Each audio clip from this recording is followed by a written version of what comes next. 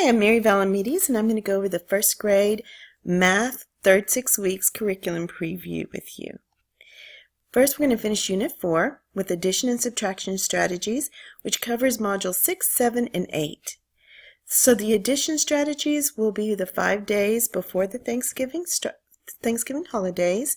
The first text we're going to be talking about is 1.3D, and here it states to apply basic fact strategies to add and subtract within 20, including making 10 and decomposing a number leading to a 10. Please use your number lines with this. Have the kids be able to touch it and show those different combinations to make 4, to make 5, and so on.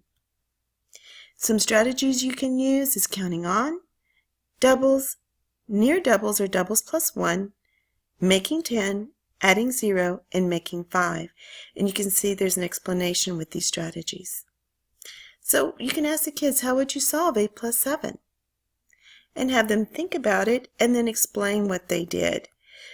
They could have done doubles plus 1, where it would be change the 8 to 7 plus 1, so that it's 7 plus 1, which would equal 14 plus 1, and that would be 15.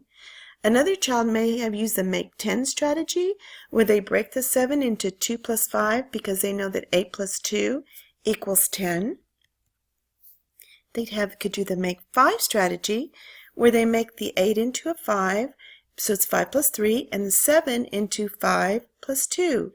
And then they notice that they really have 3 5s. And then there's the counting on strategy, where the kids start with 8 and they count on 7, so that it's 9, 10, 11, 12, 13, 14, 15. Now 5, 10, 15, and 20 are good benchmark numbers that the kids, it helps them to be familiar with those numbers, and those are the numbers they usually try to make as they count on. Some activities is give me 10, and the PowerPoint will be available, so you can come back and get this activity if you like it. Also speedy 10s. And these are the vocabulary terms that you'll be working on as you talk about addition with kids. Then, right before the winter holidays, you'll spend about 13 days talking about subtraction strategies.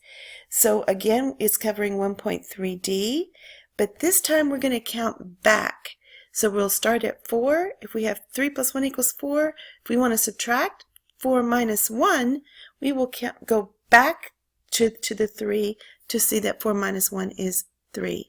So you're going to be counting back. You're going to do think addition to subtract, so that if we have 4 minus 1 equals something, we'll think, well, what did 1 plus something equal 4? What is that something? So that would be 3. So use 10 to subtract and break apart to subtract. So here are the strategies and an explanation of them as well as an example.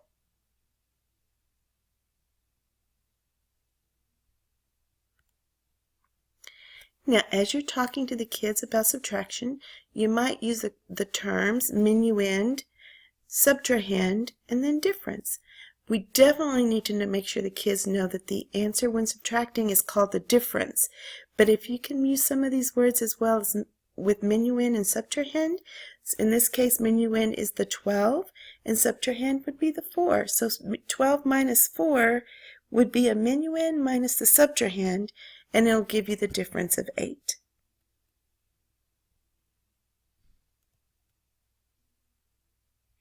With these activities, when you're subtracting, you can play the think addition game. So problem solving with subtraction on module 7.6, you'll see that this one will cover 1.3E. So you have subtraction problems that go up to 20, and it will use spoken words where the kids will explain, objects, pictorial models, and number sentences. As you do this particular text, you might want to use your 20 color block rulers with color tiles, since they fit on them perfectly, and the kids could show addition and subtraction on these rulers. And you can think of them as number lines. You also have the mini math balances that the kids can use. Notice with this particular problem, we have 2 plus 7, and notice that 10 is too heavy. So you would have to move it over to the 9, and then it would balance. So use those mini balances as well for the kids to use as a self-check even. Now, you have some mats that are available in Eduphoria that you could do start the thinking of UPS Check. Now, UPS Check is basically getting the kids to understand basically the thinking of what we're doing when solving a problem. So you're going to have to model this for the kids. By the end of the year, they can probably do this with the UPS Check 4 quadrants. But right now you're going to be talking about it with them. So you'll have that house mat and you can say there are 7 birds in the tree, and the kids can put the 7 birds on their mat, and the 7 birds could be these little cutouts of birds, or they could even just be Unifix cubes or snap cubes to represent these birds. So there are 7 birds in the tree. 4 birds flew away. How many birds are in the tree now? So the kids can act this out, and they can take those 4 birds away.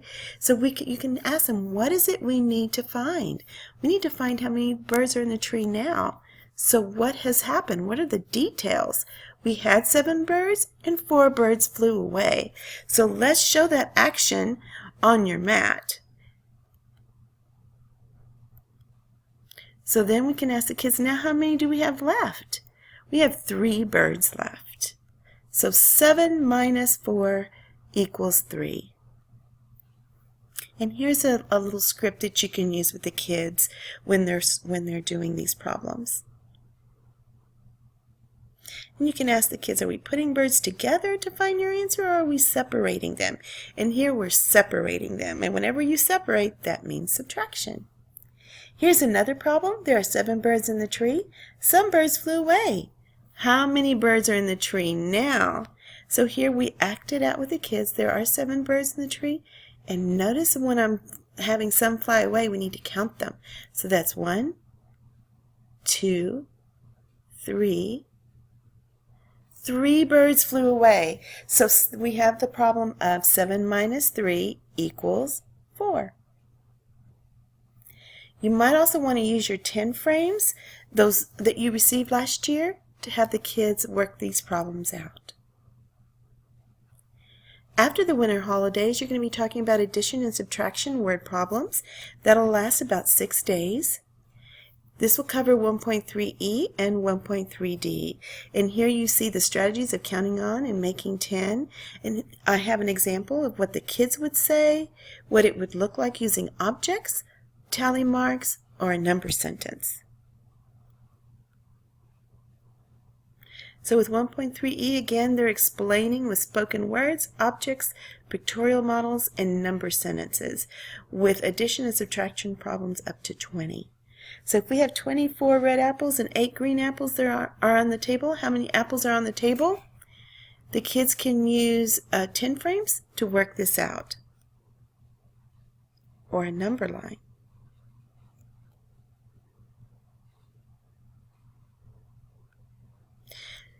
So 1.3f, the kids are going to generate and solve problem situations when given a number sentence involving addition or subtraction of numbers within 20. So they need a lot of practice with addition and subtraction before they can make their own problems. But 1.3f, the kids do make their own problems and solve them. Be nice for the kids to make their problems and then share it with a partner. Then in Texas Go Math in 8.1, the kids have to choose the operation, and 8.4 uses 1.5f as well since they're doing multi-step problems. So text 1.5f says to determine the unknown whole number in an addition or subtraction equation when the unknown may be any one of the 3 or 4 terms in the equation. Notice it said 4 terms in the equation, so we could be adding 3 numbers. Now, for 3 days, we're going to be doing Module 10. We're going to begin Unit 5, where we're going to talk about patterns, skip counting, and money. So 1.5a, we're reciting numbers forward and backward from any given number between 1 and 120. 1.5b, we skip count by 2s, 5s, and 10s to determine a total number of objects up to 120 in a set.